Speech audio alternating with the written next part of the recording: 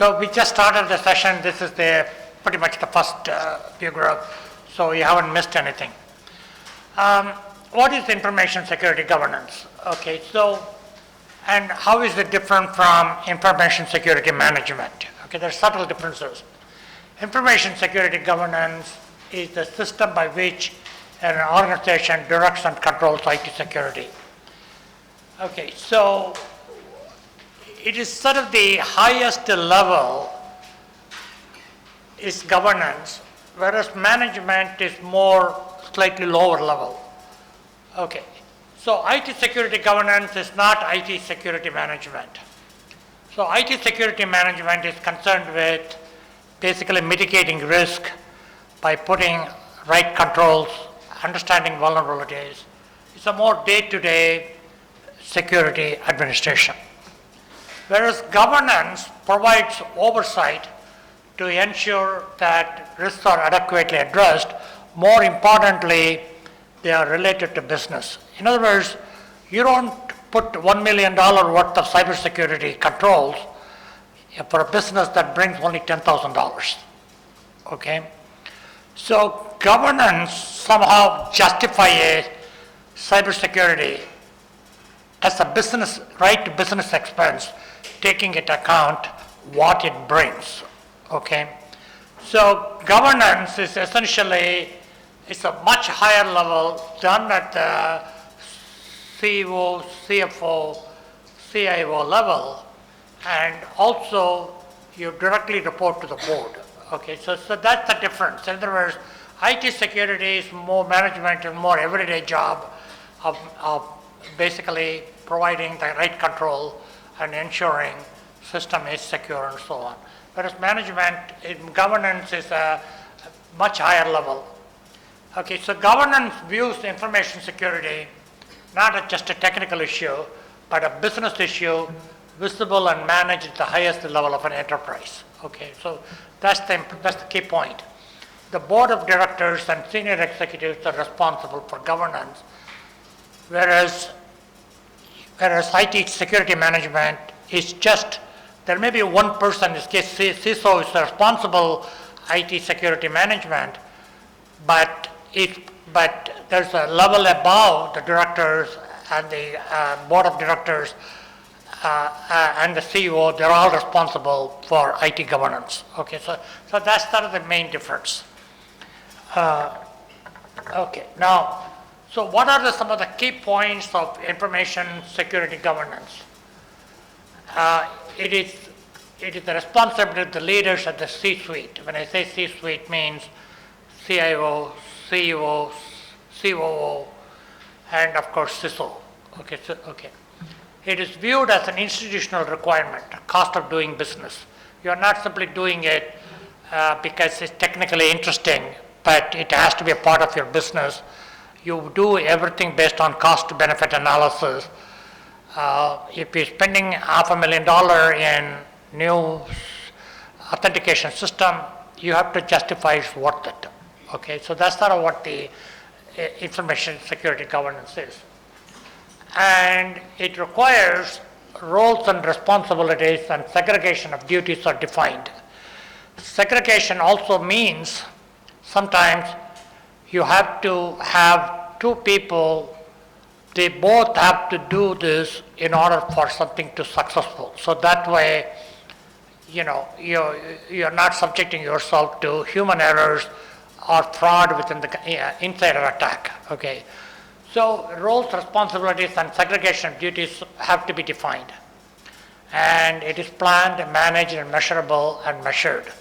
That means, you know, every month or every quarter, you have to know how much you spent, why you're spending, what's the benefit you're getting, and that's the lay. And it's reviewed and audited. And it's not only cybersecurity compliance or cybersecurity risk management, it is also compliance to all the applicable laws and regulations. If you are in the healthcare industry, you have to follow healthcare industry laws. In the US, we have a variety of HIPAA laws called HIPAA. Similarly, I'm sure you hear those laws. Similarly, financial industry, you have to follow all the laws of the banking industry, especially from Reserve Bank of India. So, in other words, compliance to laws is also, and regulations, often the laws of cybersecurity management and the corporate management, they overlap. So you got to understand, you have to make sure not only CISO and CTO, but also legal officers are also be part of the team. Okay. Now, what are the India's IT and company laws and governance? So essentially, if a company is legally subject to cybersecurity requirement as done by the ITA or privacy laws, if an incident happens due to the failure of the directors to employ proper systems or to ensure adequacy and effectiveness of the systems you have put in place, if you do that, then it will be amount to breach of directors' duties under company law. Not simply CISO's duty, all the directors are responsible. Okay, so that's sort of a very strong law. And the other one is, which is company, it not comes from the Information Technology Act or Privacy Act, it actually comes from the company administrative and management laws, which basically says if you have a responsibility to maintain security of electronic records, especially in areas like finance requires all the records to be kept for 5 years, 10 years, whatever, must take all the necessary steps to ensure the security, integrity, and confidentiality of records. So certainly applicable to privacy laws as well. Any failure by such personnel may constitute to be breach of the duties towards the organization. So you have laws about, governance or failure to govern properly comes not simply from the IT, not simply from the privacy laws, but also company administrative CAM laws. Okay, so that actually precedes the IT laws.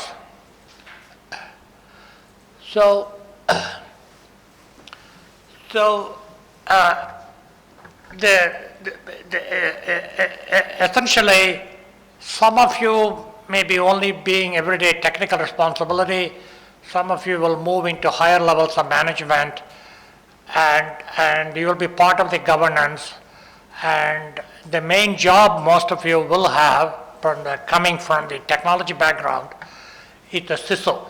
CISO sometimes is called Chief Information Security Officer, sometimes simply called Information Security Officer. Okay, so CISO is both on the governance side as well as the cybersecurity management side. He's sort of in between. And the CISO is in charge of day-to-day officer in charge of security for the enterprise. Again, because it's a CISO, it's a C-level officer as well. Now, what are some of the duties of CISO? Development and enforcement of security policies and procedures.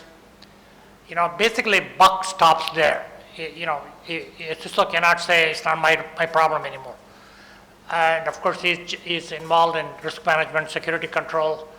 Okay, what's the difference between risk management and security control? Risk management, you analyze what are your vulnerabilities, what are your possible threats and attacks they'll take advantage of the vulnerability to cause attacks. Okay, so that's the risk management.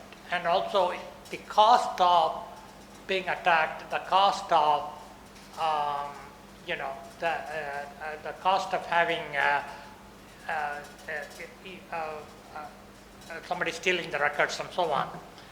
And then the risk management essentially evaluating the cost against how to fix those holes. Okay, so that's risk management. Is it worth it? How much I should spend?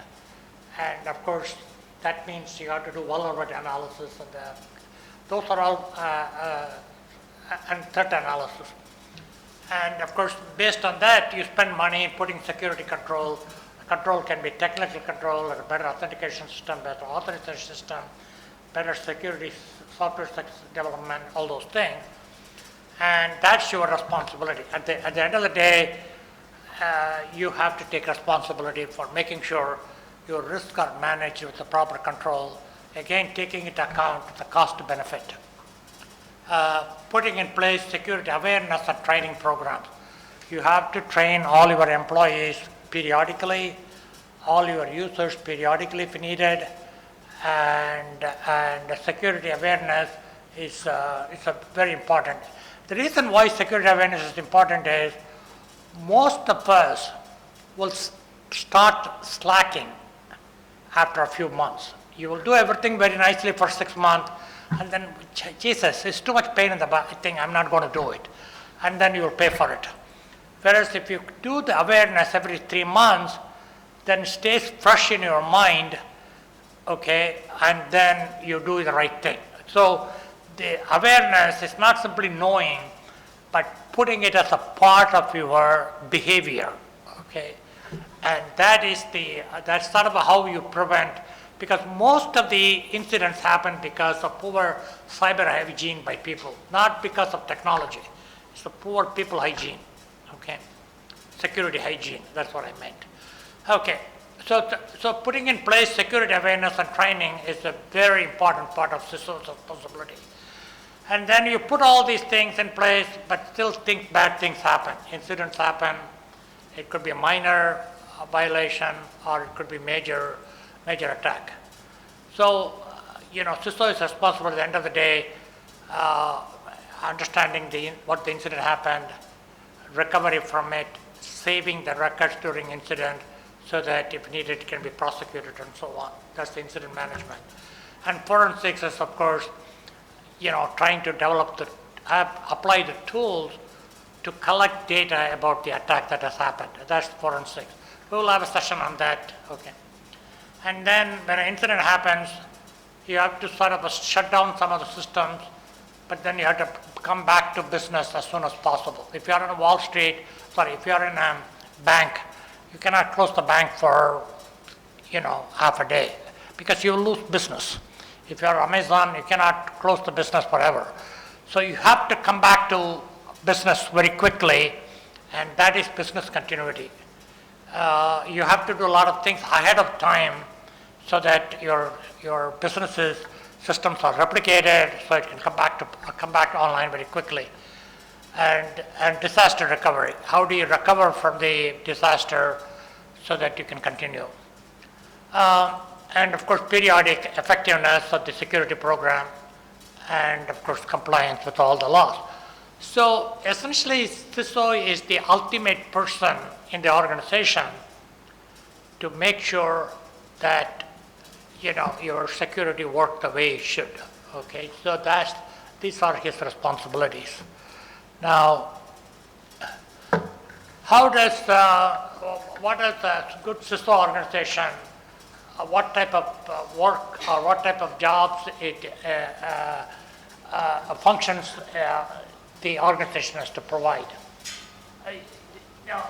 This is a suggestion from one of the major technology associated with Carnegie Mellon University, and they basically tried to say you have to have things to protect, shield, defend, and prevent. These are mostly technology development, okay? And they are put in place, developed and put in place. This is more runtime system. After you put all your security in place, you have to monitor it, okay? And then if bad things happen, you have to respond, recover, sustain. And then this, of course, management aspect, essentially compliance, also all of legal aspects. Manage risk, educate people, govern, manage. So each of these areas requires a different kind of expertise. Okay, so this requires mostly legal and management thing. This is more online dynamic monitoring. That's more technology development, like software developers, network developers. this one is somewhat same background. So essentially this divides the work in such a way people with a different expertise can fit in. Okay, so that's sort of the idea why it was divided like this, so you can hire the right people. Okay, now based on that, this is the CISO organization. Okay, so you have a CISO and deputy CISO. The CISO reports to Information Security Executive Council, which probably reports to the board. And then you have Program Management Office, where you have personal and external relationship, governance, risk, and for each of the things, the security engineering is basically development, and even that is divided into host security, application security, physical security. So the people you will hire here will be very different from people you will hire here. Okay, so what this basically says is you bring in people of different background to manage the risk in that area, and this is a sort of a suggested organization. Now, small companies cannot afford all these things. So these are only roles. This can be, a role can be fulfilled by, say, 5 roles can be fulfilled by the same person. But you have to view, essentially what the type of functionality or people you need. You can do that with the 2 people, you can do it with the 10 people, 20 people, and whatever. So this is not telling you that you have to have 1 person for each, but if you can identify these roles like this, and then you know what the expertise you need, and then bring that expertise to do proper security management.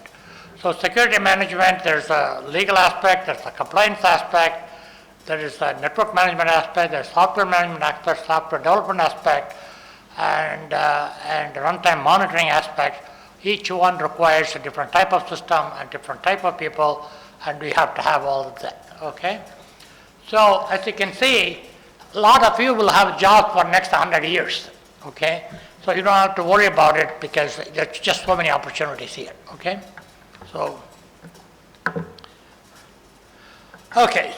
that is the CISO organizational structure. Before I move on to the next topic, any question on governance and how to manage, how to govern cybersecurity? Okay, any question on that?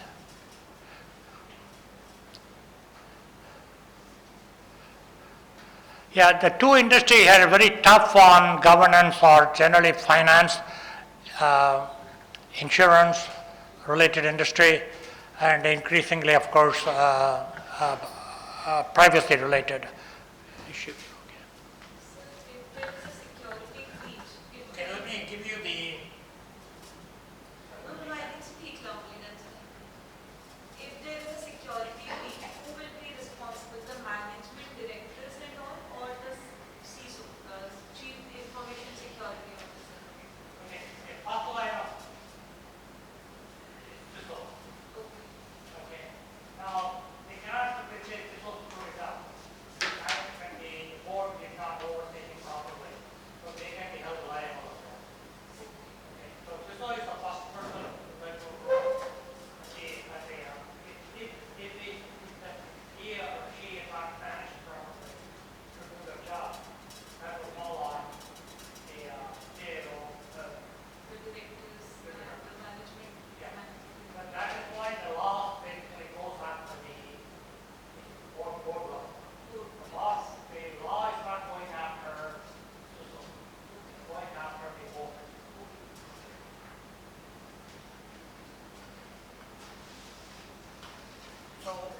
So for example, even at midday, they will say, Stephen was to sign off saying, everything is fine, different in American Wall Street industry. But he will be liable if they find something is not right, because the stockholders can sue them, sue the CEO for not doing his job.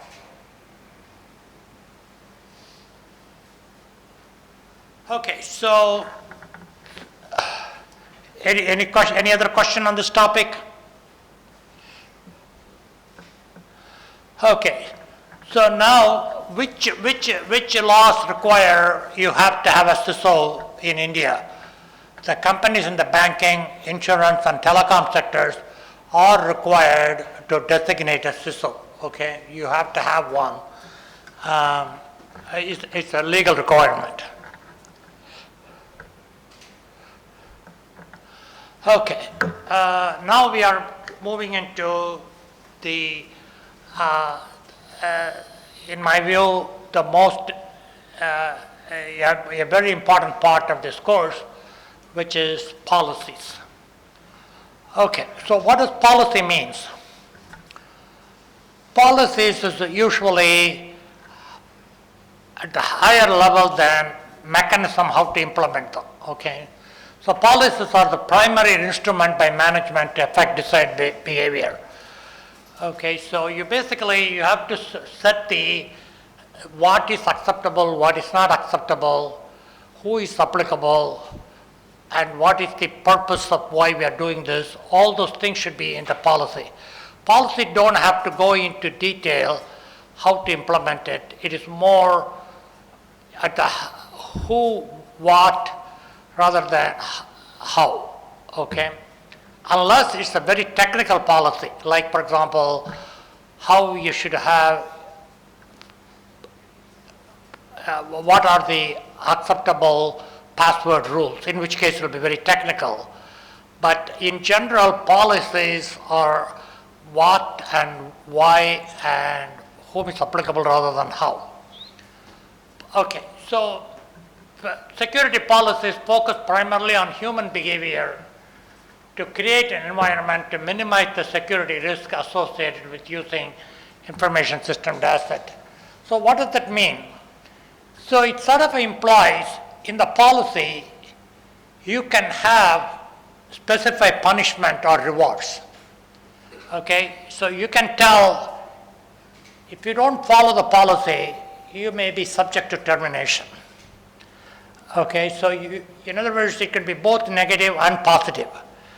For example, you could say you have to take the course, the training course every 3 months to refresh yourself. Otherwise, you may not have this job. So you have the right to do all that because it controls the human behavior. So it comes with it associating both the rewards and punishment. Okay, and you have the right to express that. Okay, policy defines, as I said, the who, what, where, and when of security. Okay, and also good policies build on specific business objectives and to mitigate risk. You don't say, for example, you should use 3-factor authentication for a system that controls less than $200. Okay, I mean, because you're putting people through more pain, and then it's worth it because you will lose more money. So always, for example, if you put too much security on people, either they're going to find a way to circumvent it, or they won't do business, they'll go it somewhere else, okay? So always you have to have policies that's built on, is it serving my business at the end of the day? If you're going to lose customers, it's just not worth it. So nothing is,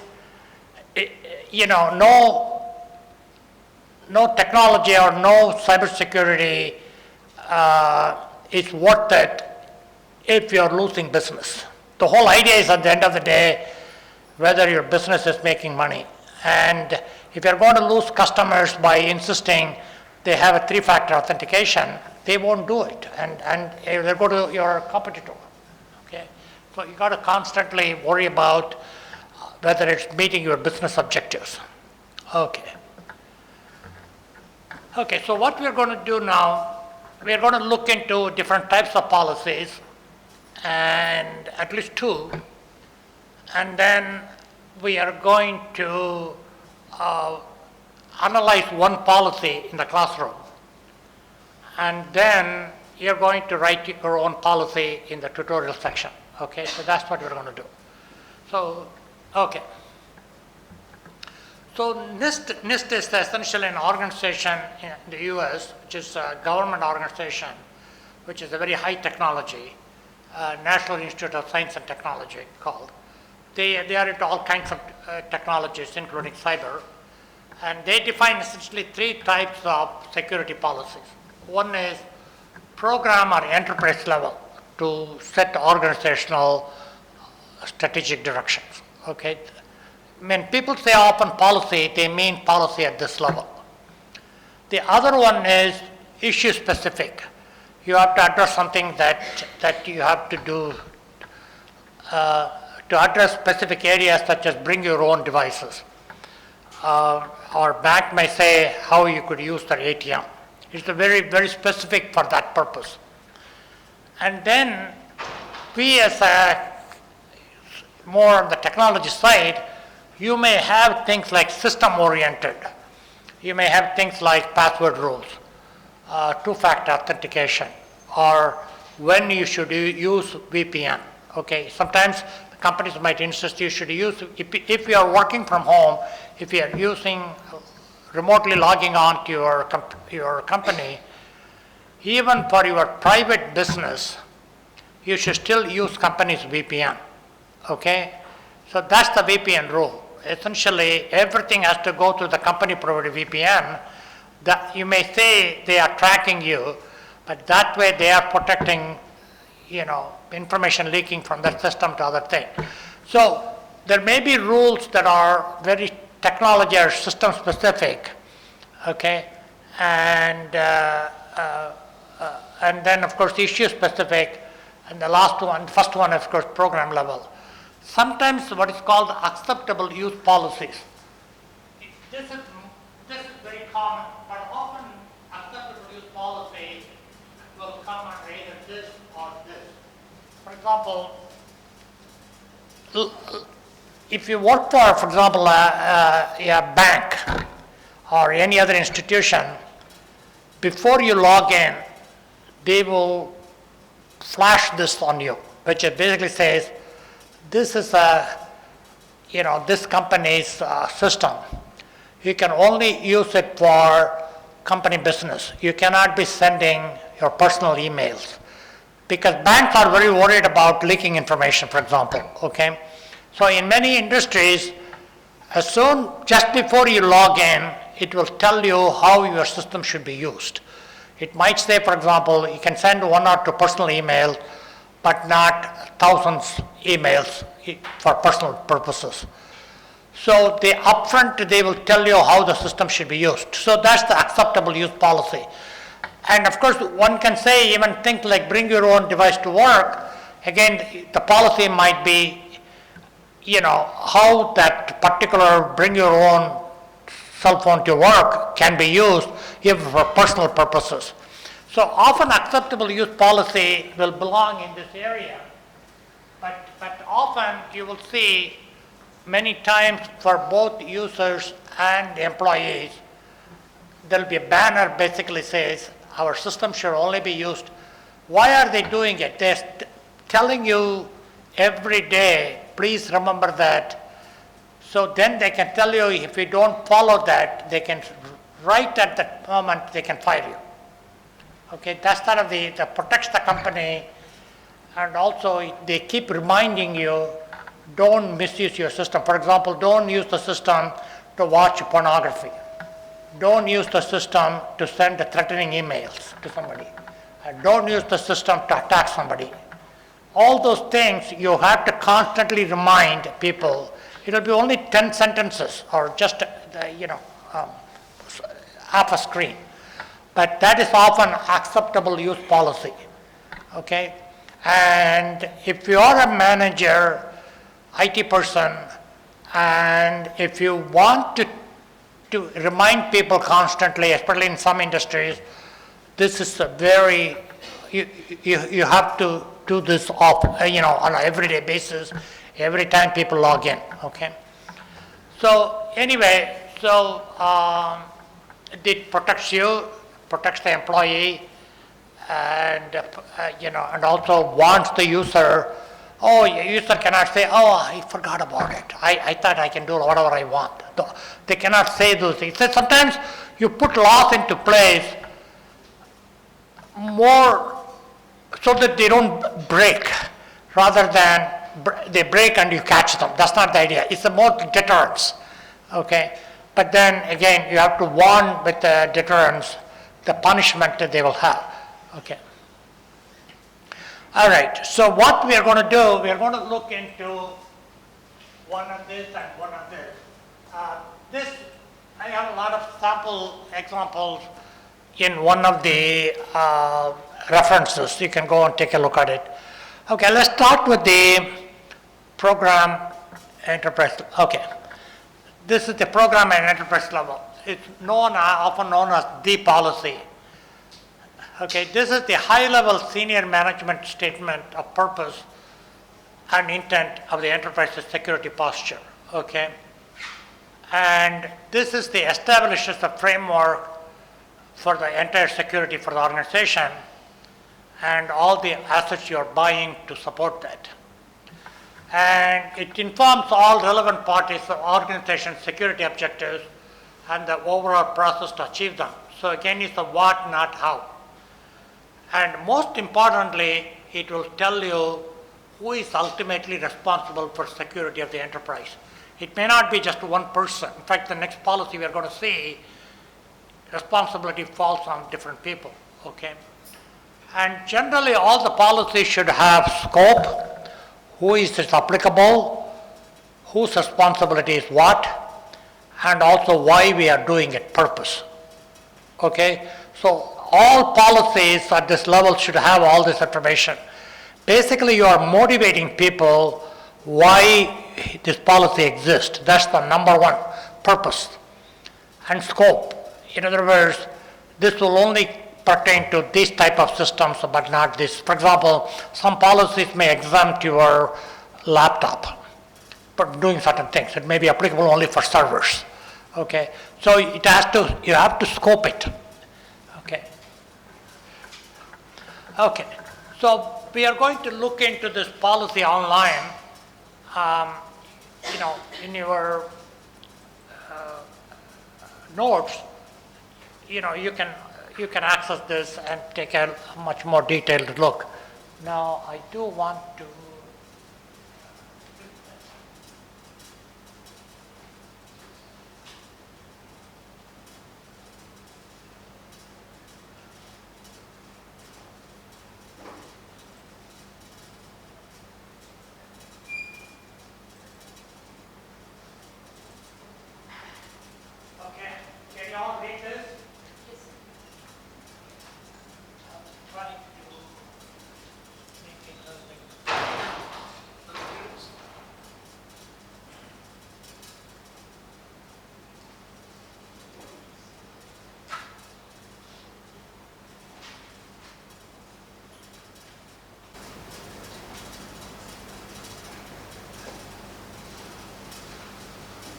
So this is a little bit hard to do from here, so I want to do it from here. So this is the Berkeley University, one of the major universities in the US. This is since you're all mostly from the university here, you can probably relate to this better. And this basically, it's a total policy for everybody in the university. Researchers, faculty, development, various IT people, students, and so on. So the first part basically, contact. The reason why this is important is if anybody has a question, they can contact these people to try to understand better or to get exemption, okay?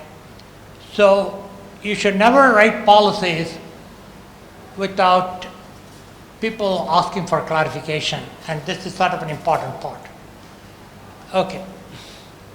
And of course, this is the crux of the policy, statement of policy, what it's supposed to do, okay?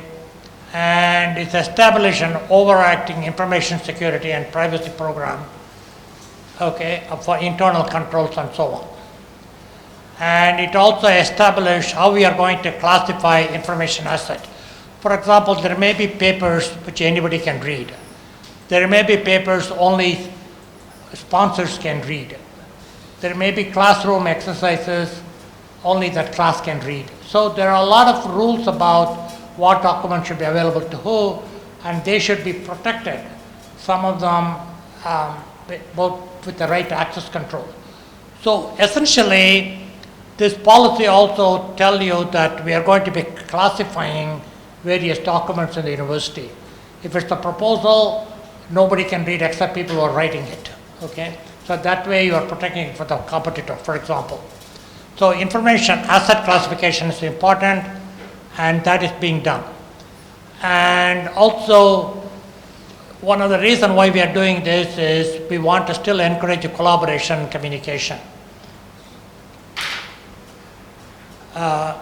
And also, we are going to control a lot of the resources using access control, role-based access control.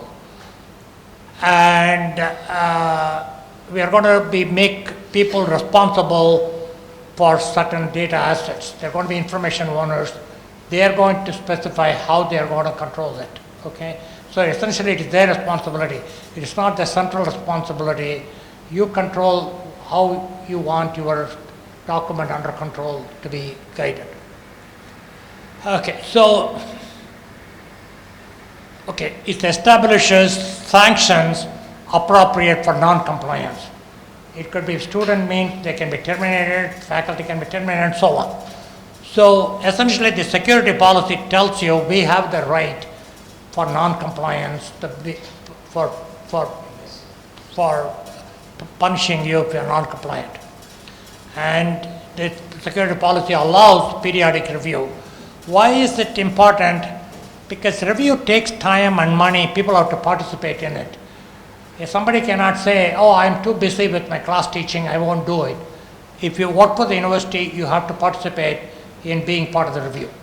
Okay? So again, I'm not saying you should be writing your policy exactly all these days, but it sort of tells you what is the purpose of this policy. Okay? Okay, and it clearly says everybody should follow this, okay? And again, this tells you clearly why we are putting this reason for this policy.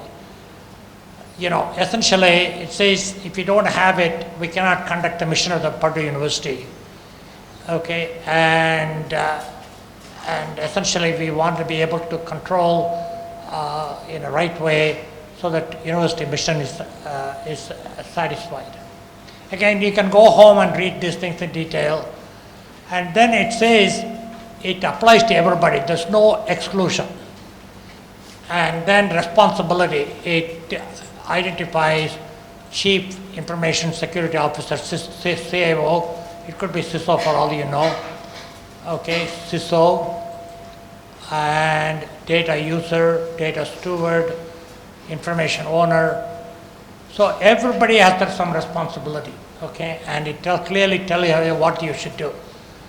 And then there is also a committee which guides the information security strategy. So the committee is authorized to make these decisions.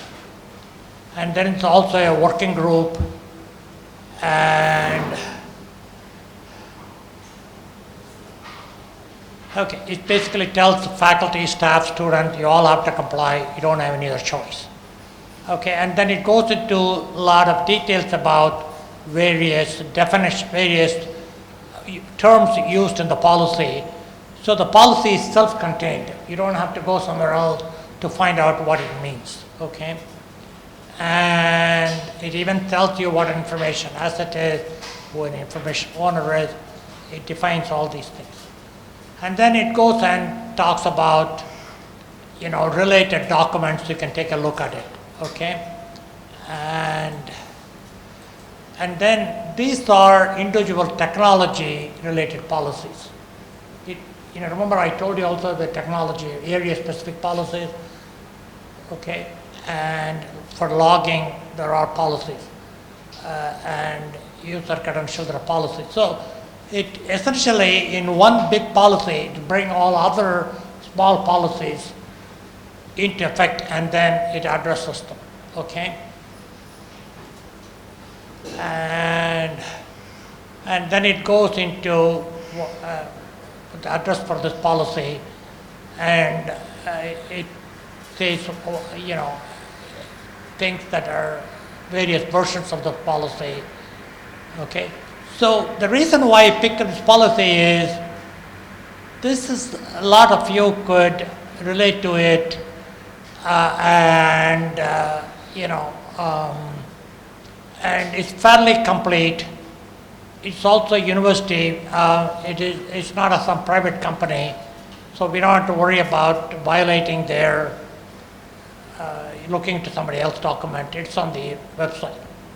Okay, so this is sort of a one policy. Okay, that you could serve as a model for you.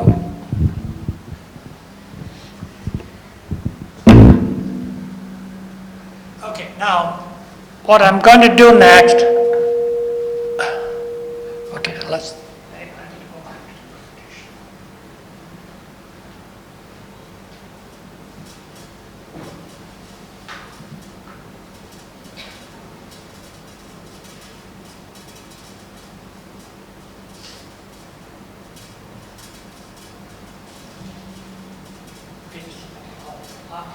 I'm going to go back. Yes, I can.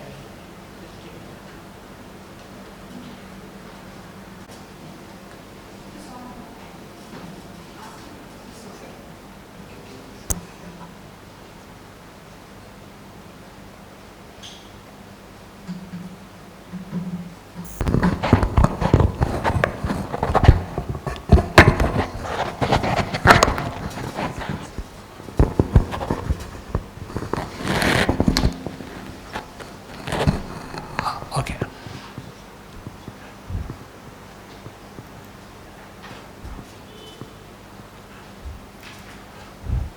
Okay, so the next one we are going to look at is more, issue specific.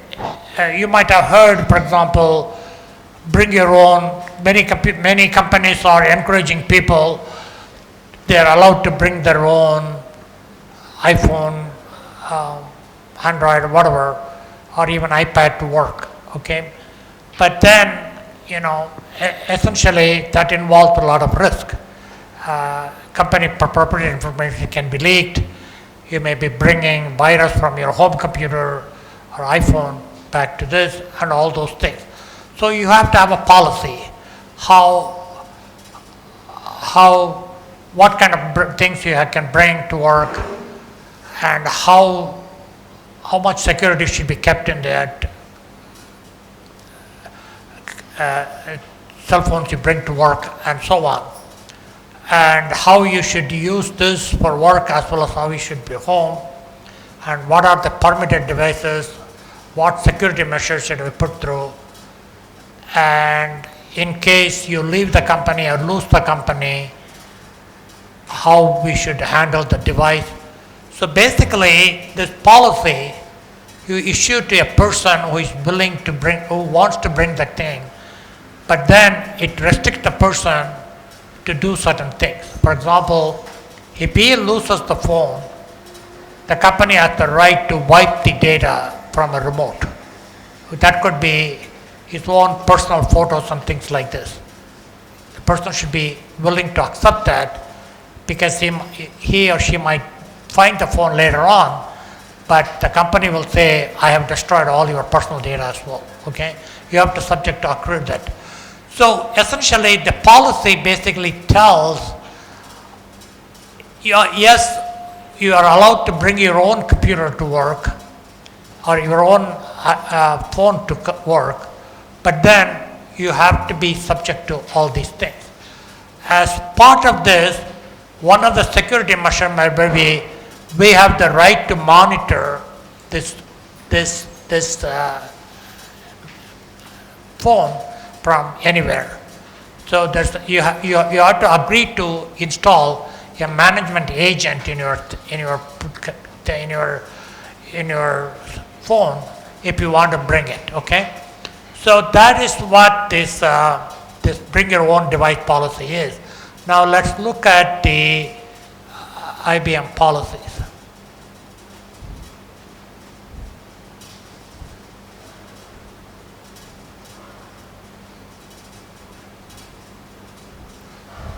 Okay, here is the BOED policy.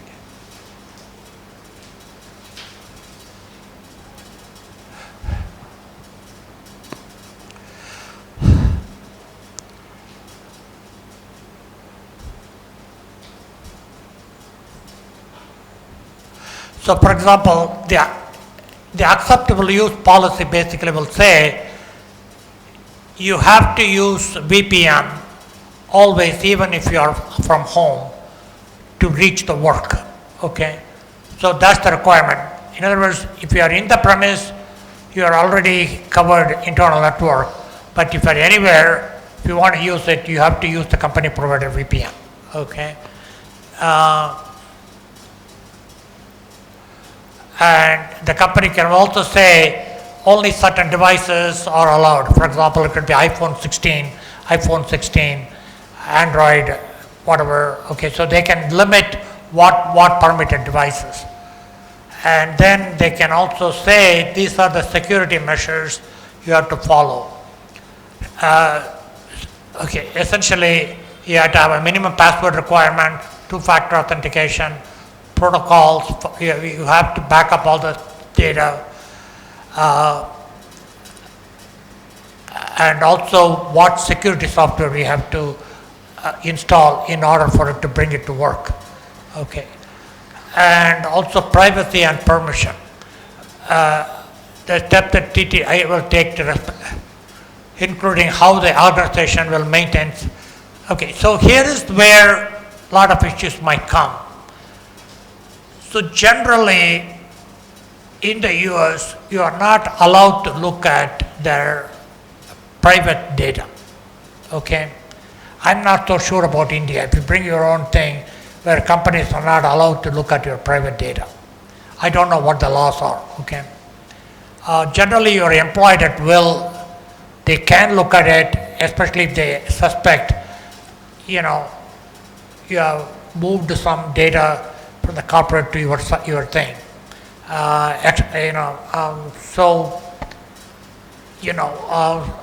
They could worry about it. But generally, company will say, we have the right to examine any of your data, including your personal data. Okay, once you bring the computer to work, your device, then we may even have the right to see your personal emails. Okay, or they may say we may not look into it, only on occasions you may look into it. But again, this will specify everything. And then company may have reimbursement policy. Since you are using it for work, we might give you certain amount of money as an upfront cost, or they may say we may even support your monthly wireless bill. Okay, so all those things. And also if it's an IT support, you can come to us if it's the right model. We may be able to fix things for you for free. Okay. And offboarding is essentially when you leave the company or when you lose the thing, we're going to do certain things. And one other thing is always they will have a mobile device management software installed so they can monitor where the computer. So you have to agree to this policy before you can bring it, okay? So the point I'm trying to make with this policy is the policy has to be specific for that particular area. In this case, all these things are only applicable for mobile devices bringing to work. It is not the same as something else. So the policies are to be tailored for that particular thing. So, in other words, general policy is very different from issue-specific policy.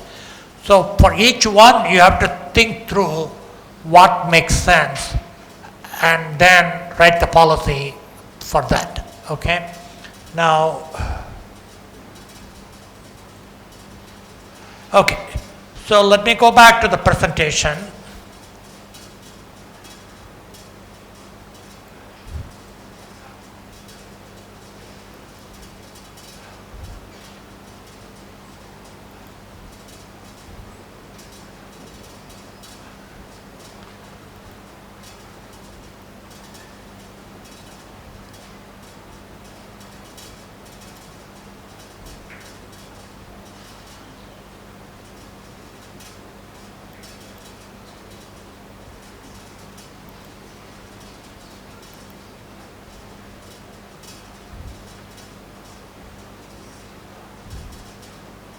Okay, all right.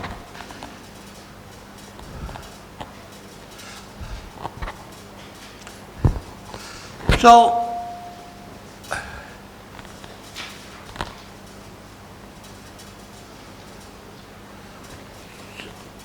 Janet, your tutorial is tutorial 1, so why don't you go ahead with yours, and then I will come back to the tutorial. So we will do it in the order, okay?